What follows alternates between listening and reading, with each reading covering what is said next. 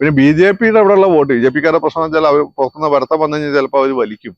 പക്ഷെ വലിക്കരുതെന്നും അങ്ങനെ വലിച്ച 8-ന്റെ പണി കൊടുക്കും എന്നൊക്കെ മൂന്ന് നിർദ്ദേശം കിട്ടിയെന്ന് ഞാൻ മനസ്സിലാക്കുന്നത്. BJP-യുടെ വോട്ട് കൃത്യമായിട്ട് വീഴുകയും, അത് സിറ്റിയിലുള്ള BJP-യുടെ വോട്ട് കൃത്യമായിട്ട് വീഴുകയും, ഈ പറയുന്ന ഈ നാടാര് വോട്ടിലും അതുപോലെ CSI വോട്ടുകളൊക്കെ സ്പ്ലിറ്റ് ഉണ്ടാക്കാൻ ചന്ദ്രശേഖരന് പറ്റിക്കഴിഞ്ഞാൽ ചിലപ്പം ചന്ദ്രശേഖർ ജയിക്കാൻ സാധ്യതയുണ്ട്. അത് നമുക്ക് പറയാൻ പറ്റില്ല. സോഫ നമ്മൾ പുറത്തുനിന്ന് നോക്കുമ്പോൾ ശശി തരൂർ തന്നെയാണ് ഡോമിനന്റ്. ശശി തരൂരിനെ ഇവിടെ തോൽപ്പിക്കാൻ സാധാരണ മോഡിയെ പോലുള്ള കാൻഡിഡേറ്റ് വന്നാലേ പറ്റുള്ളൂ.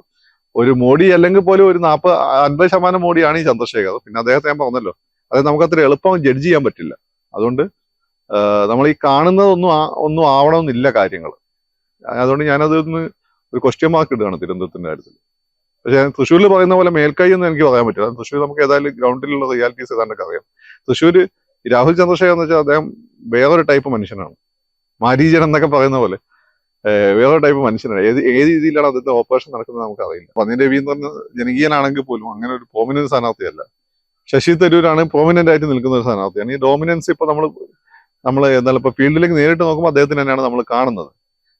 പിന്നെ ഇദ്ദേഹം വേറൊരു ടൈപ്പ് ഹൈടെക് സ്ഥാനാർത്ഥിയാണ്. അപ്പൊ ഇതിൽ ഏത് വർക്കൗട്ട് ചെയ്യുമെന്ന് നമുക്ക് പറയാൻ പറ്റില്ല. ശശി തരൂരിന് ഡോമിനൻസ് ഉണ്ടെന്ന് ഇപ്പൊ കാണാൻ പറ്റും. പക്ഷെ ത്രികോണ മത്സരത്തിന്റെ സാധ്യതകൾ നമുക്ക് ശക്തമായി ഉള്ള ഒരു സ്ഥലമാണ്. കാരണം BJP ശക്തമായ വോട്ടുണ്ട്, കോൺഗ്രസിനുണ്ട്, അതുപോലെ തന്നെ LDF-ന് ശക്തമായ വോട്ടുണ്ട്. ത്രികോണ മത്സരം തന്നെ നടക്കുന്നുണ്ട്. പക്ഷെ ഇതിൽ എന്തെങ്കിലും ഏതൊക്കെയാണ് കറൻസ് എങ്ങോട്ടാണ്, ഒഴുക്ക് എങ്ങോട്ടാണ് നമുക്ക് ഇനിയും വ്യക്തമാവേണ്ടതായിട്ടുണ്ട്.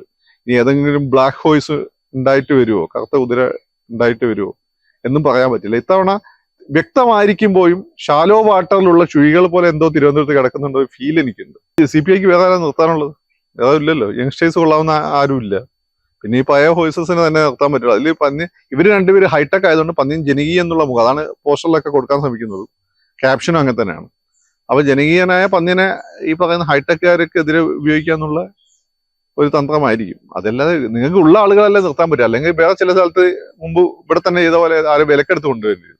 വിലക്കെടുത്ത് കൊണ്ടുവന്നാൽ വലിയ പ്രശ്നമായി മാറും. മൊത്തം 8 മണ്ഡലങ്ങളെ ബാധിക്കും എന്നുള്ളതുകൊണ്ടായിരിക്കും അത് ചെയ്യാതിരുന്നത്. ഇവിടെ മുമ്പ് അവരത് ചെയ്തിട്ടുണ്ട്. ഉള്ള ആളുകളല്ലേ നിർത്താൻ പറ്റുള്ളൂ.